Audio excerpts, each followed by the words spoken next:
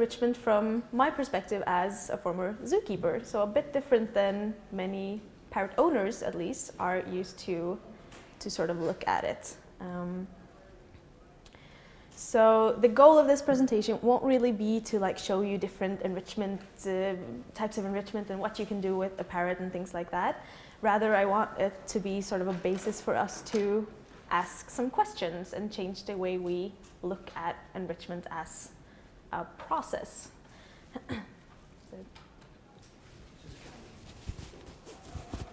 My problems? It's a little low. Oh, okay, okay. You can just keep talking. I'll keep talking, I'm good at that. So yeah, because everyone sort of knows what enrichment is, right? I mean, most parrot owners do, or at least they've heard of it. They sort of know it has to do with keeping parrots busy, something about natural behavior, things like that. But the fact is that not even like the scientific literature has one definition of what enrichment is, which makes it really difficult when we try to look at research and when we try to come up with the common definition that everyone can agree on. So it sort of depends on who you ask. So the definition that I'll be talking about is the one that we tend to use in the zoo community. So when parrot owners define enrichment, and I posted on my company Facebook page, I've also asked some clients, and I often just ask them like, okay, so when I say enrichment, what do you think that is? What does that mean to you? And the one thing we see coming up a lot is activities and objects, so toys, foraging enrichment, things like that. People think a lot about challenging their intelligence, because we all know parrots are very smart and they need to keep those cogs turning. About keeping them busy. Everyone ever heard the saying, a busy parrot is a happy parrot? Yeah, it's pretty common. And also letting them perform natural behavior, whatever that sort of means. People tend not to be very sure when you actually ask them, okay, what does that mean? Well, it sort of means, I don't know, okay. So the definition that we tend to use in the zoo community is a bit different. So here's a long length of text that you can look at, but it basically says that environmental enrichment is a process for improving or enhancing animal environments and care within the context of their inhabitants, so the parrots' behavioral biology and natural history. It's a dynamic process in which changes to structures and husbandry practices are made with the goal of increasing behavioral choices to animals and drawing out their species-appropriate behaviors and abilities, thus enhancing animal welfare. And that is from the AZA's Behavior and Husbandry Advisory Group. They said that in 1999, and we still think that's a good way to describe it, so we're sticking with that. So that's a bit different. And the main differences between how parrot owners look at it and how we define it is that it's goal-oriented. So enrichment is something that should be used with a purpose, not just sort of sprinkled all over the place and see what happens. I saw a YouTube video with someone describing enrichment, and they said it's basically just messing around, which it really shouldn't be. It should not be. It should be a goal-oriented process, not the spaghetti on the wall that Susan Friedman also talks about.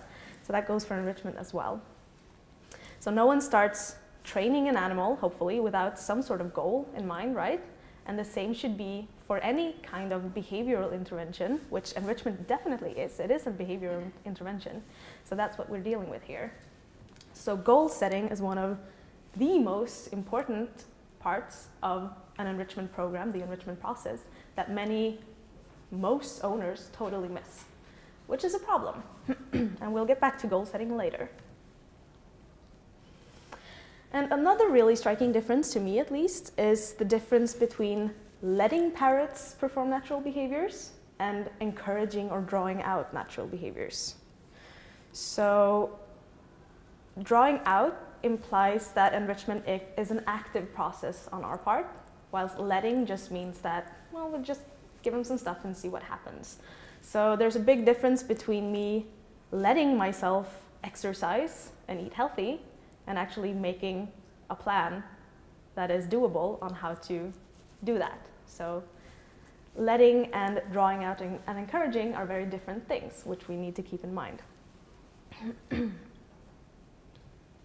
And the same thing goes for things like diet as well. Letting a parrot eat a good balanced diet is very different from encouraging it or making sure that it actually does. I can provide a bird with all the foods in the world that it needs to satisfy its nutritional needs, and it still might just eat the sunflower seeds. But I let it eat a good diet, but I'm not making sure that it actually does. There's a big difference.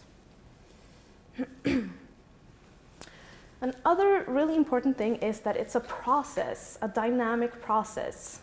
Enrichment is not things, it's not activities, it's a process, which we really need to keep in mind.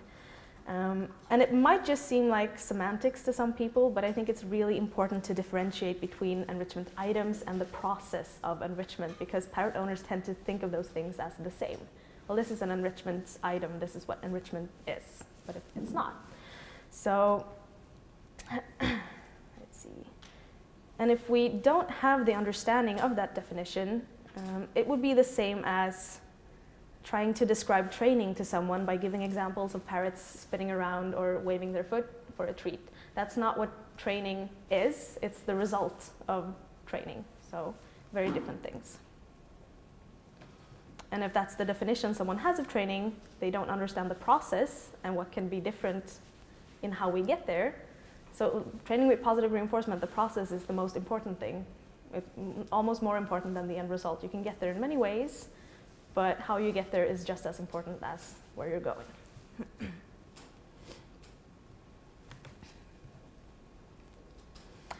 And another thing that we can take from the fact that enrichment is a dynamic process is that it's not about adding things necessarily, because that's something that parrot owners have a very difficult time understanding. Enrichment is always, if it always is an item or an activity, then we always add something. But when we look at it as a goal-oriented process, we have a goal that we want to reach. It might just as well be about just changing what's already there, or even removing things. That can be just as enriching as adding things in certain contexts.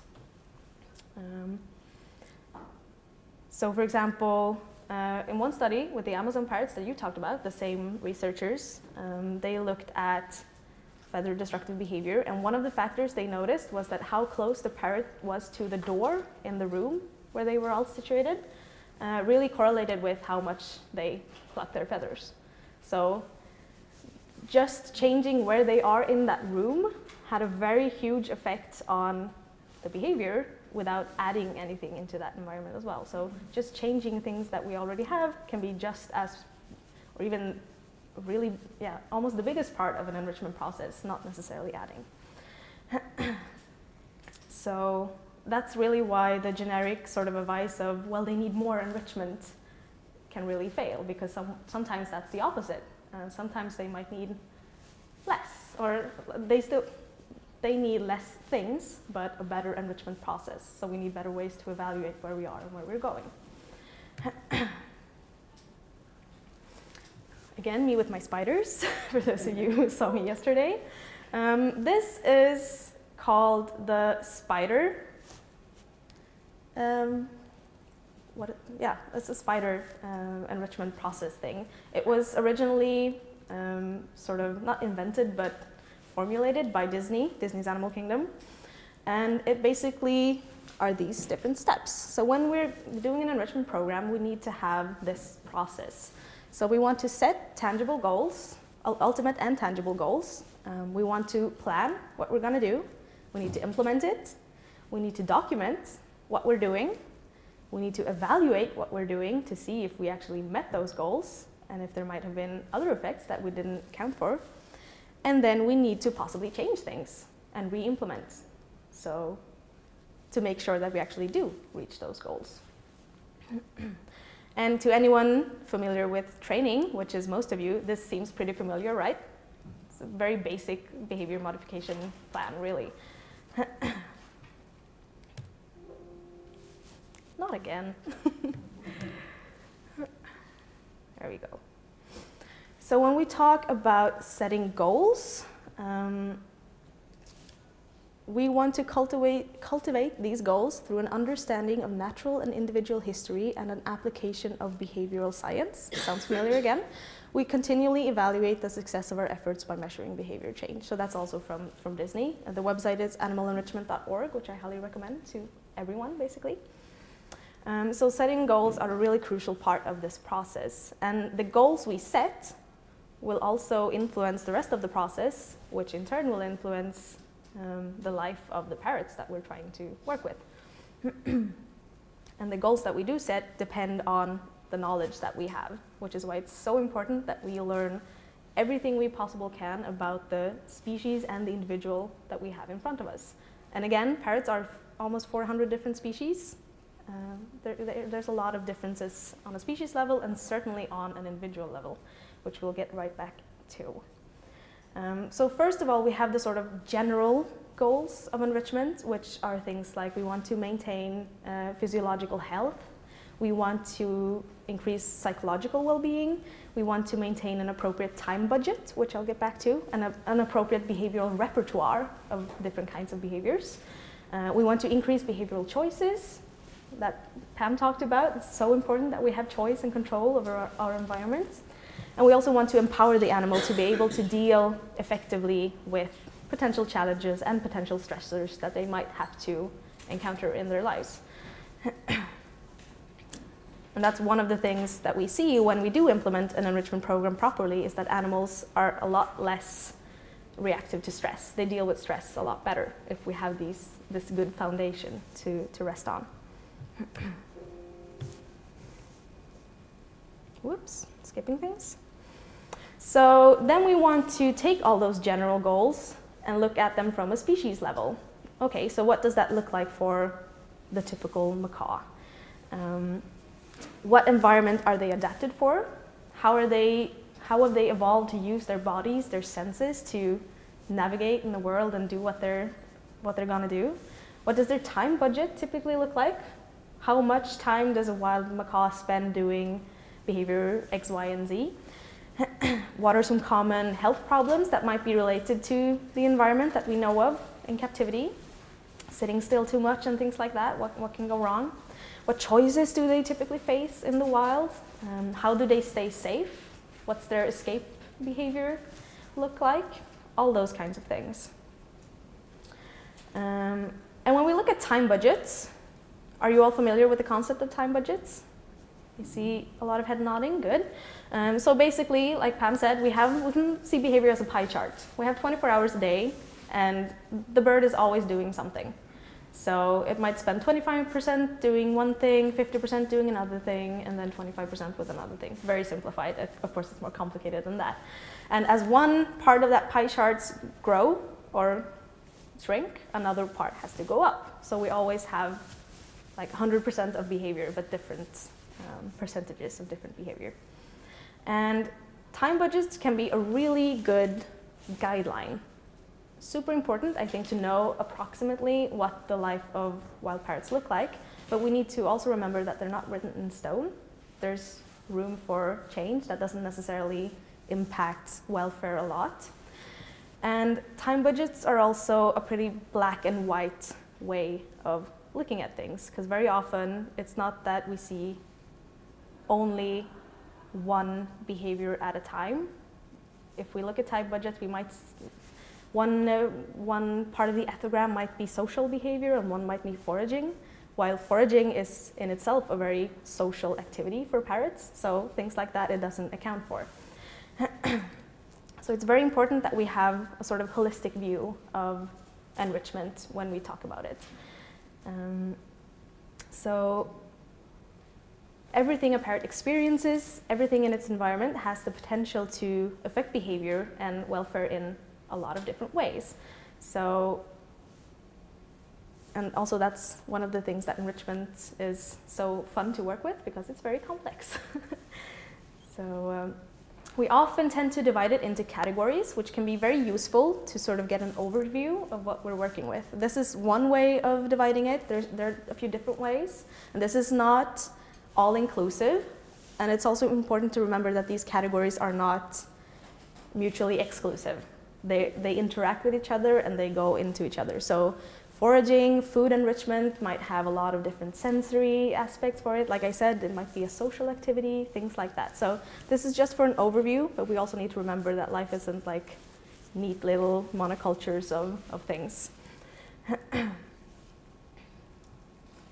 So basically the goal of dividing it like this is to make sure that we and owners understand that animals have a range of different needs that all need to be accounted for in order for us to reach our goal of giving them a high quality of life. So I like to think of enrichment like I think about diet, or at least I like to explain it to clients like this. So we have a lot of different essential nutrients that we need to eat to function properly. So I cannot replace vitamin A with vitamin C in my diet because they serve different purposes. They're both vitamins, sure, but they're still very different, and I need both of them in proper amounts to function normally. And I also need the right amounts, like I said, so eating a lot of a nutrient might be more than what you need, and that might result in you getting less of another kind of nutrient than what you need. So the right amount and ratios. And we also need to take into account the interactions between the different things that we eat. So for example, with calcium, I not only need to keep track of the amount of calcium I eat, I also need to make sure it's the right ratio to phosphorus and things like that. And it's the same with enrichment. So all of the categories sort of link together, work together. They all need to be accounted for in proper amounts and proper ways in order for us to have that good behavioral repertoire that parrots need to really thrive, or use their bodies properly, or get their social needs met. So here's a video that I just want you to watch first, and we'll discuss it later.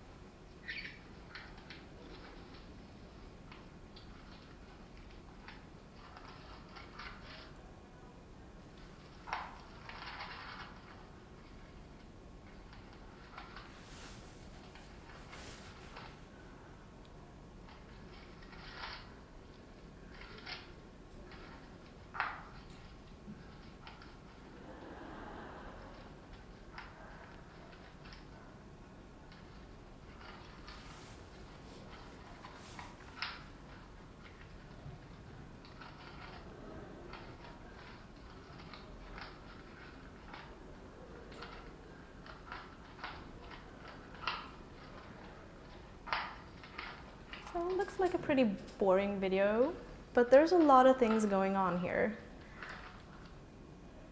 Anyone have any ideas what's happening? Was there some, I always get this word wrong, like counter foraging or counter feeding? Because there was a bird here who was eating seeds, but he went and joined in with the other one. Yeah, she was drinking water at the beginning. But so the Jardine's parrot at the front, she was a young bird who was very new to this household at the time, and she had not a lot of experience foraging or doing anything much really. But what I like about this video is it really shows the complexities that sort of make life worth living. So she observes him, he's doing something. There's a lot of social interaction going on there. There is an interaction, it's not active, but it's still going on, very passively, but still very importantly. She sort of looks what he's doing. Oh, he's doing that thing. Maybe I should go and try to do that thing. And then she lands on a rope, which also swings a bit, so they have to use their bodies to keep their balance, and he has to when she lands there. And she sort of looks at him. I wonder why he's doing that. Oh, there's food in there. Okay, I'll try it out and see what happens. So that's a very different thing to just putting a foraging toy in a cage with a single bird on a steady perch. It's still foraging enrichment, but this is a very different, qualitatively very different situation to what the other example would be. And we know, for example, that I'm a very big proponent of keeping parrots, again, with other parrots, just like Pam talked about. In Sweden, it's actually law that you have to, so there's no getting around that, which means that even these older birds, we sort of have to, even though I might not think that it's the best idea, we have to do that. So we have to find ways to make it work. But we also know from studies in the wild that parrots do a lot of things together. They're very social animals. Social facilitation is very key to their existence. And parrots will forage more, the more of them they are, because that increases their feeling of safety. That's common with a lot of flock animals, so something we see in a lot of species. And I think this is interesting because I read an article or a blog post where the author mentioned that she had read a study of parrots in the wild where they said that they spend about 25% of their time awake interacting with each other, and use that as sort of a justification for the bird being alone for 75% of the day, as long as we interact with it really well for that 25%. So that doesn't take into account all these other interactions that aren't like, yes, I'm interacting with you right now, but it still has a big effect on how we interact with other things and our general well-being. Like, I can sit on the couch next to my partner. We don't have to talk, but just him being there is a very, very important thing to me, even though you wouldn't know it from looking at me in that moment. So I think thinking about things like that is very important.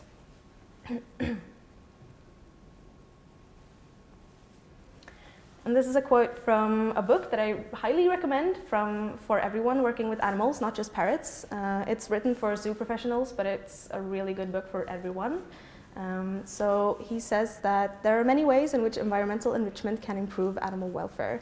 Many of these ways are highly interconnected. We often do not understand the interconnections because studies have not attempted to measure all types of evidence and how they co-vary.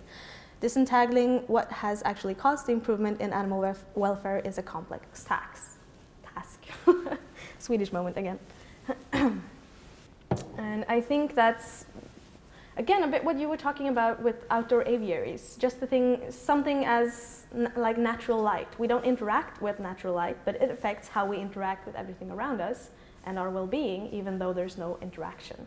So that's why I really want to move away from that notion that enrichment is all about keeping parrots busy. It doesn't have to be. It's part of it, for sure, but it's not everything. And I did one of my first very non-scientific behavior studies that I did back when I was like this tall in school was of how parrots behave differently depending on the weather. Even parrots housed inside. So not a scientific study, so I'm not going to show you numbers or anything, but basically what we found was that, yeah, parrots tend to be a lot more still, a lot more social interaction, and a lot less interaction with things in the environment when it's raining outside, versus when it's sunny. At least those parrots. It was a very small group, so.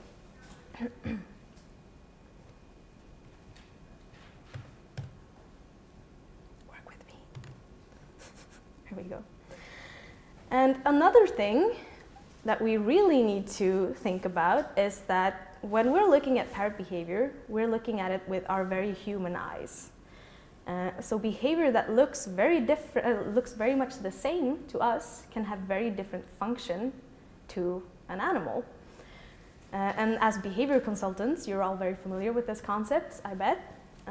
But we need to think about it when it comes to enrichment as well. So, for example, there was also one study with parrots that showed that if they are provided with very large pieces of pelleted food, that decreases the amount of chewing they do on wood enrichment drastically, like 50 times, I think. Because chewing is not just something parrots have evolved to do because it's fun, it has a function, and that function very often is in a foraging context or in a reproductive context, like chewing out, breeding, what do you call them? Nests, things like that.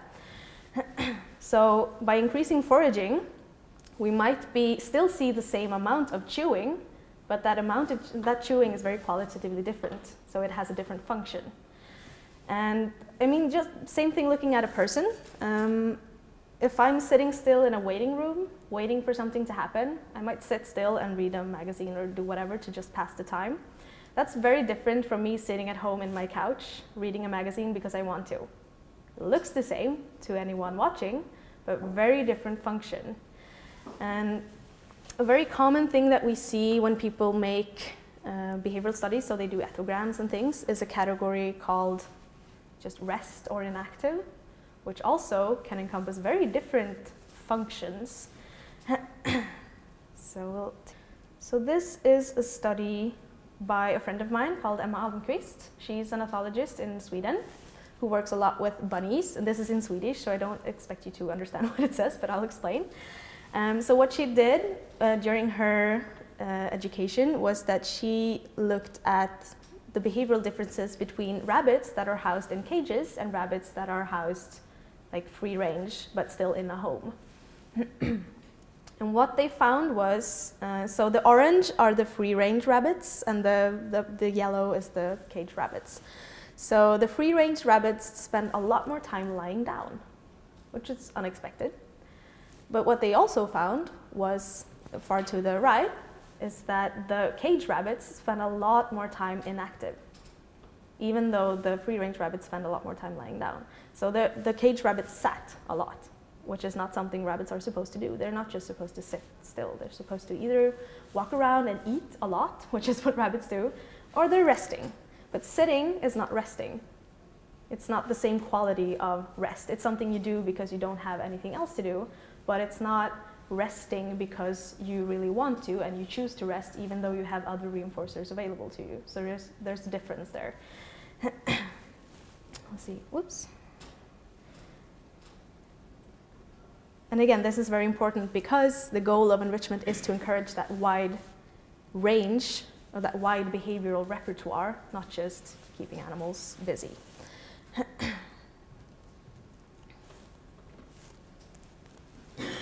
And I also think it's important that we look at form, because behavior that we see as having the same function, or that has the same function, might have different form, it might look very differently, and that form might have sort of secondary functions as well.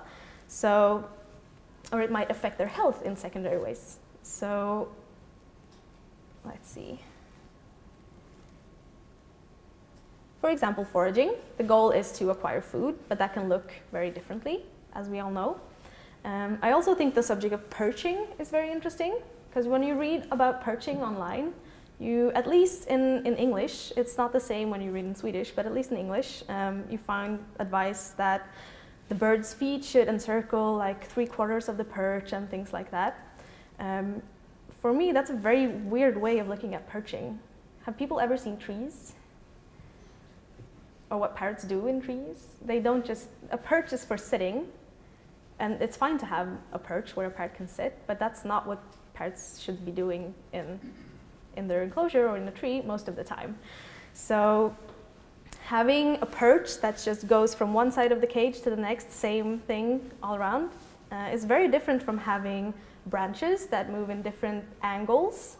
Having to move from point A to point B on a horizontal perch is different from using all your different muscles to climb up, climb down, things move. And parrots will very often choose to sit on really tiny branches. This is a picture of one of our macaws at Korpdalen, sitting at one of the thinnest little branches in a tree, just hanging out there. No one would give a twig for a macaw to sit on, but they choose to sit on them. And we often would put whole small trees into their enclosures, and they will climb up the top and just like hang from them and have all sorts of fun. So very different sort of complexity as well. You can hide in there, especially if you're a yellow macaw in autumn in Sweden. And it also, like we saw in the video with the jardines and the timney, things will move depending on how other birds move. There's all sorts of complexities that a perch does not have. So I don't think I've ever used like a dowel perch in my life, and I don't intend to either. And I highly suggest that people don't. And also for things like foot health, we all know how important that is with different textures and things. So we're lucky in Sweden that we have a lot of forest. I don't think anyone would ever pay for a perch, which is why buying perches is a very foreign concept to me, but I've understood people do that a lot. So that was species goals. We have very general goals for a species, but we also have to have individual goals, right? Very important. So what we need to look at then is first get a baseline. What does the bird do today? How old is it? Is it healthy? A bird that is clipped will not be able to do the same thing as one that is flighted, and that will affect how we need to provide enrichment to them. And as Susan Friedman said yesterday, the beginning does not look like the finished behavior, because this is an area where parrot owners tend to go like, well, my parent doesn't like anything, so I'll just not give it anything, like you talked about yesterday.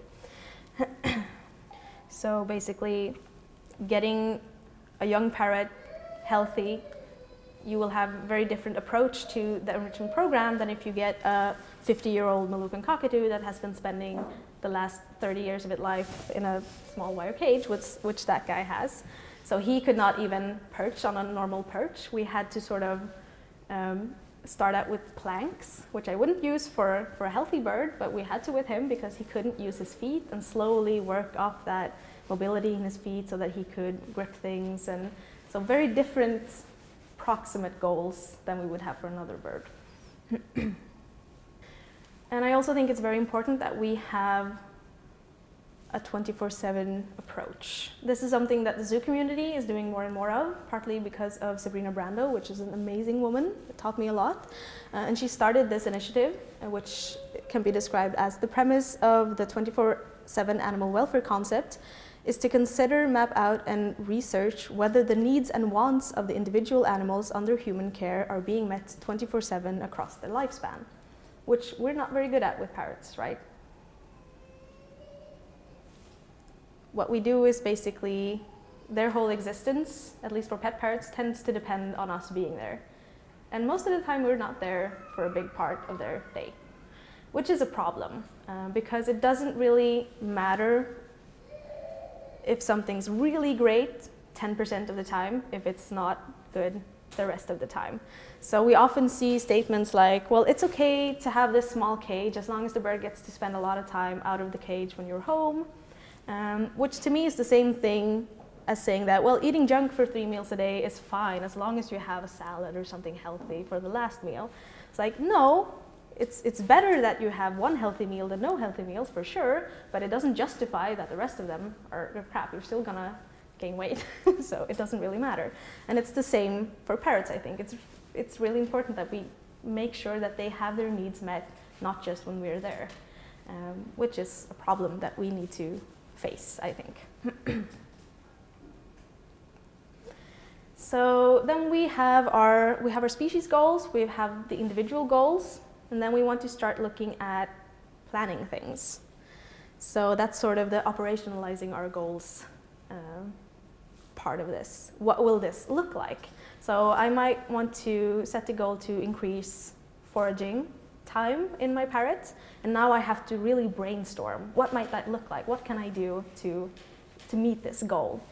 And in the Shape of Enrichment, which is a program for zoo enrichment, basically, they have this no buts or no nos approach to brainstorming. So basically, get all people in a room, just come up with the most ridiculous ideas you can. No one can say no or yeah, but that won't work, because just write everything down.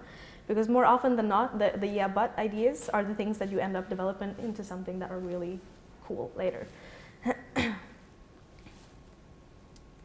So, and this can be not just devices, again, it can be anything from how to build an enclosure or like decorate an enclosure before you even get the bird home. You might think through, well, okay, how can I best utilize this space? How can I divide resources in this aviary so that it uses them the best? All those kinds of things. And then when we have all of these ideas, we can start evaluating them a bit more closely and see, well, will this really be a good idea? Might there be risks involved in this? All things like that. When we start planning, we also want to consider the criteria. So I have this idea for enrichment, awesome. Then I want to start looking at these. So would this idea potentially give the animal more control of its environment? Would it add behavioral choices? Sometimes we find out that no, it might actually decrease behavioral choices. So that's a really important question to ask. Does it promote a species-appropriate repertoire? Does it empower the animal to deal adequately with challenges? How might it affect their physiological health? That's also an important one. And could it possibly have effects on other enrichment strategies? So if I set the goal that I want my parrot to spend more time flying or exercise more, I could reach that goal in a number of ways, just like with any behavioral intervention plan, but many of those will probably be less up to this. So I could just chase my parrot around with a towel. That'll get it flying a lot, but it probably won't increase choice or add control, things like that. So those are very obvious differences, but sometimes they're not that obvious. And this was supposed to be before, but we'll go through it now. So when we have our species goals and our individual goals, what we need to do is also sort of integrate them into each other. So I know that this is generally the case, that these sorts of things, this activity budget, time budget, is good for this species. But with this bird, right now, it might be very far away from there. So, for example, with the birds that can't use their feet properly, I might know that, yeah, having these huge tree-like structures is the best, but for this bird right now, it might not be. So what we need to ask ourselves then is, can we use veterinary or behavior management strategies to work with those special considerations, for example, increasing mobility in the feet, to get closer to those general species goals? And if so, how would it benefit or otherwise affect this individual? So we also want to do a risk assessment, and there are a lot of resources on this online, which I'll make sure you guys get them somehow. I don't have a handout, sadly. So we want to think about, are there any risks, possible risks involved in this strategy? And this goes for things like housing parrots together, a new type of free perching, it might be a toy, it might be whatever, but are there risks involved? How can they be minimized? Because very often we can do things to minimize those risks. I hope most of you, like me, when you look at that picture with the bird, go like, no, cut those strings, why does it look like that? So we might still be able to use that toy fine, just minimize the risks with it. And then we also need to evaluate, well, is it worth it? So yeah, there might be a lot of risks involved with having a flighted parrot, or there might be risks involved with housing parrots together. But the risks might be totally worth it. So just because there's a risk involved doesn't necessarily mean that it's totally undoable. But sometimes it does. So we really need to take care to do that step properly. And then it's time for the fun part. So now we get to implement these fun things that we have planned and set goals for. So then we want to make a schedule as well, which is something that is very common in zoos, not very common in people's households. How will I introduce this enrichment? When? And how often? Most of the time it's just, well, here's a toy, I'll put it in the cage, done. And then it hangs there for a year, which is not how we're supposed to do. We want to make sure that we have a range of different things that we can rotate, and make sure that we do it at appropriate times. And in appropriate ways. So just hanging a toy in a cage with a bird might be very scary for that bird. So we need to take care how we introduce that enrichment item. So to an as big extent as possible, animals themselves should be able to decide if and how to interact with or engage in an enrichment activity. This can have just as much impact on if we reach our goals or see unwanted fallout, it's supposed to be fallout, as the enrichment effort itself. So for example, something like going on an outing, taking your bird out with you, can be super enriching, but if the bird is really stressed by going out, doesn't want to go out, then that might have a lot of fallout instead. It might not be effective at all. And just by changing how you provide that enrichment, so for example, not everyone can do that, but building an aviary where the bird can choose to go in and out as it wants can solve that problem. So that's often where training comes in. And then we should document what we're doing. This is a huge deal in zoos, of course. We need to write down everything we do, when, who did it, why, things like that. But I think we really should do that with our pet birds as well, and I certainly do with mine. So it doesn't have to be a thesis. You don't have to sit down at the end of the day and write like a really involved journal of everything that has gone on. But when you do try out new enrichment strategies, take pictures, take video, write down what you did and when, because we can then use that, just by marking it out in a calendar, we can then use that to sort of trace back. If we encounter a problem in the future, for example, if the bird starts fucking or something like that, take a really extreme example, I can go back and see, well, what have I done differently? Is there what's been going on here? So just having that is really useful. And also, if a bird should have to be rehomed, having all that data, what it's used to, what it likes, what it doesn't like, what I tried that didn't work, can be very useful for a new owner to not have to reinvent the wheel and do everything all over again to find out the same things. So I really highly recommend people doing that. And then we need to evaluate. So, and this is a crucial part of the process that is very often overlooked. In zoos also, sadly, but definitely with owners. So did we meet our goals? And also, were there any secondary or unplanned effects? They might have been good ones, there might also have been bad ones. And we can do this in many ways. We can do direct observation, just looking at the parrot, is there a difference in behavior? We can do indirect observation. This foraging toy is empty, it was probably used. I can draw that conclusion. So it doesn't have to be, there are really like labor-intensive, proper scientific ways of doing this, of course, which even in the zoo world we wish we could do, but it's just a reality that we don't have the time or the resources to do that. So do what you can to get at least a bit of data of how your enrichment plan is going.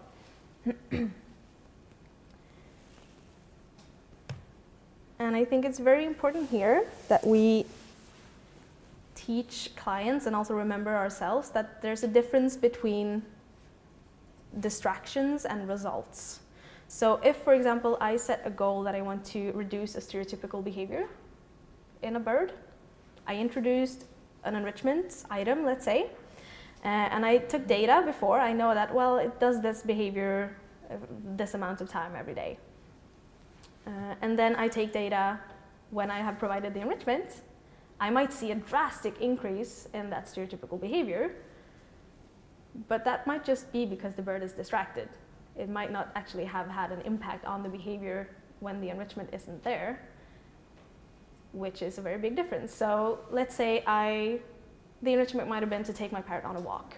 The parrot's so busy looking at everything that it doesn't do the stereotypical behavior, but as soon as we get in again, and the parrot's in its normal enclosure, then it starts doing it again. So we don't actually have the results we wanted. It looked like we did because it was distracted. So this is what we would call an A-B design versus an A-B-A design. So we have baseline, then we have intervention, and then we go back to baseline and see, well, is there a lasting effect here?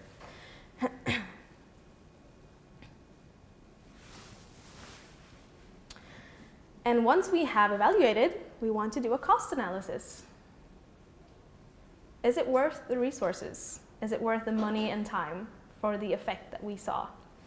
Sometimes it's really not, which is the case with most parrot toys, I would say. I'm one of those people, I buy like 10 toys a year, the rest I make on my own. And I don't make toys, specifically I make enrichment activities and things that people would not describe as toys. Toys is a weird word because most enrichments parrots do not play with. And if they don't play with it, then it's not a toy, technically. So foraging toys is a weird word to me, but yeah. And sometimes we see that something is very successful, but also very expensive. So then we're gonna have to find out, well, can we really do this long term if it's gonna cost this much? And sometimes we found very successful things that are very cheap, like paper cups. We go through, I don't know how many paper cups in my household a year. I should get like, promotions by the place I buy them at because I buy them bulk and a lot. My parents go through about 20 a day.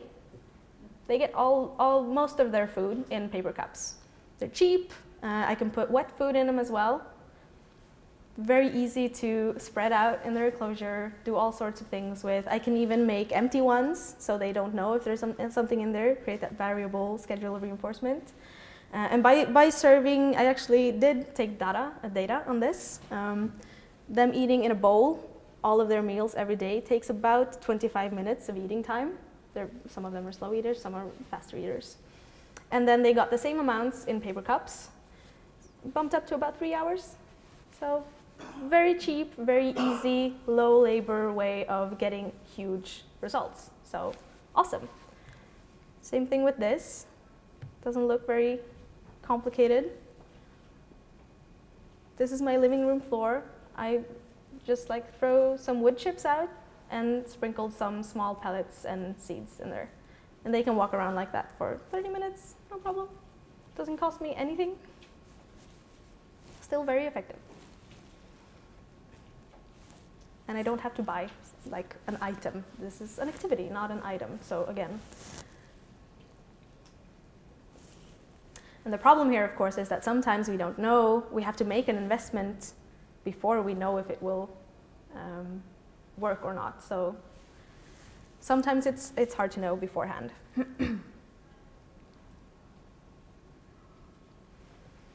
And then again, we need to re-implement. So this might not have worked at all. Can we see why that is? Is the parrot scared of the enrichment? Well, then maybe I need to desensitize and counter-conditioning procedures so that it's not scared of the toy, and then maybe it will actually enjoy this very much. Sometimes it works sort of, but we just have to tweak something to make it work even better. That can be placement, like you said. Sometimes that's all that takes to make something more successful. But that we really don't end at, well, this didn't work. We need to also think, can I make it work? Can I make it reach that goal somehow? And also, because this seems very complicated, but it doesn't have to be rocket science, and it doesn't have to be spreadsheets.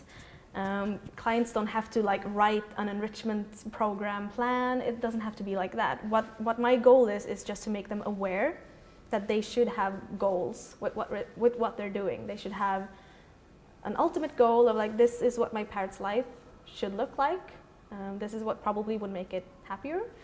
And yeah, just keep track. So it doesn't have to be formal to be effective.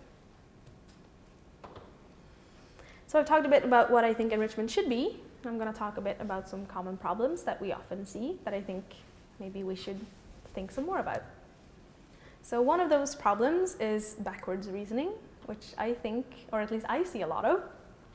So these might look familiar to some of you. My parrot mostly sits still, so it doesn't need a big cage. Does that sound familiar? Yes. Yeah. My parrot mostly rests when I'm not at home, so he doesn't need my company then anyway. Yeah, like, where's the causation there?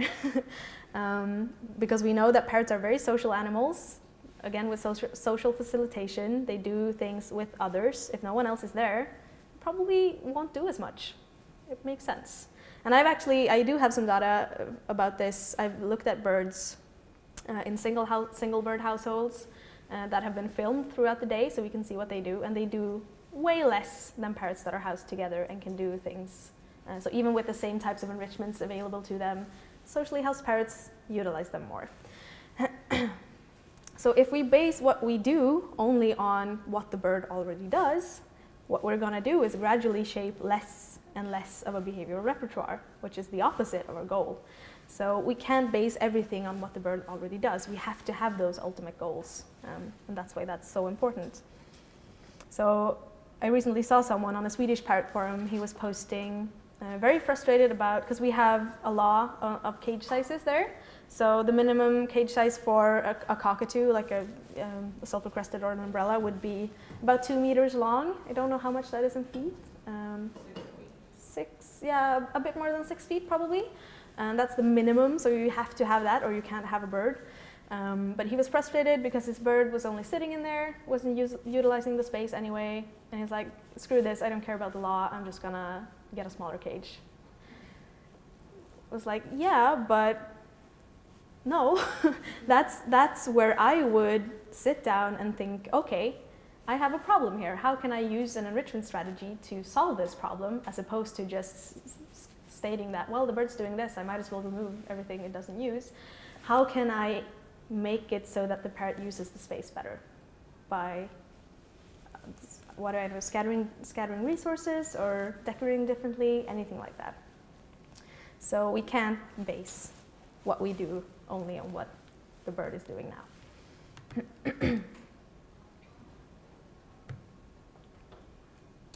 So in other words, enrichments should be proactive, not reactive, which is very often the case. Like when parrot owners are getting a parrot, they look at their living room and they ask, well, what cage can I fit in here? Not, okay, I'm going to get a parrot. What do I need to fit in its enclosure for it to be happy? So that's a very, it's a difference there between being proactive and reactive. So in an ideal world, the captive environment of a species would be designed with perfect knowledge of the species' requirements to experience an optimal level of animal welfare. At the very least, animal enclosures and management systems should be designed with the most up-to-date and reliable information that exists in relation to animal welfare, which is not the case for parrots. We don't do what we know we should be doing most of the time, which is a problem, I think. But we really need to get better at getting closer to meeting all of their needs.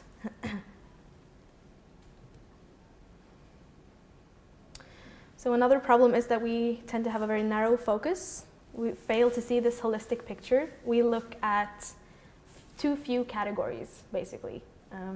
Most of the time, those are toys and human contact, which are very good parts of an enrichment program, but it shouldn't be everything for a parrot. There's a lot more in life that needs to be going on for a parrot to be to experience a high welfare. And the problem with toys also, like Pam was talking about, is that they are not designed for parrots. They're designed for people to buy them. And the same thing goes with toys for kids, like teddy bears. Kids don't give, they don't care. At least very small children don't care what a teddy bear looks like. They care that it's soft and squishy and feels nice. But parrots really like cute teddy bears, so we go and buy them. Did I say parrots again? I meant parents. Yeah.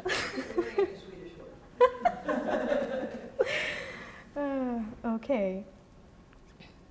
So, and that's really the issue here, that an enrichment item is only an enrichment item if it enriches the bird. So a toy is not a toy if the bird doesn't play with it. Foraging enrichment is not foraging enrichment if the bird doesn't use it to forage, which again is a very important distinction to make.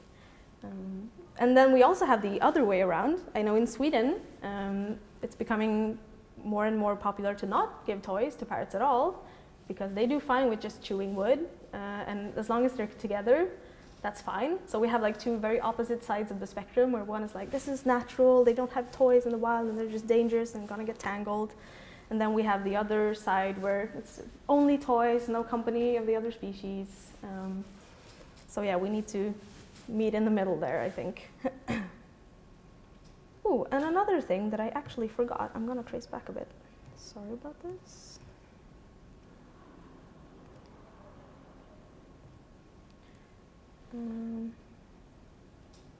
When it comes to evaluating things,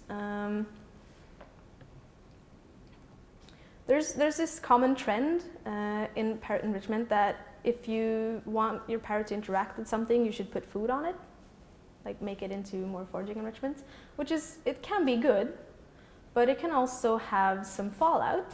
There was a study done with pigs a long time ago. This hasn't been replicated with parrots, but I still think it's interesting, that if you give them a ball with bells in it and things, they love to play with that ball. They like bounce it around, they use it as a toy, which is great.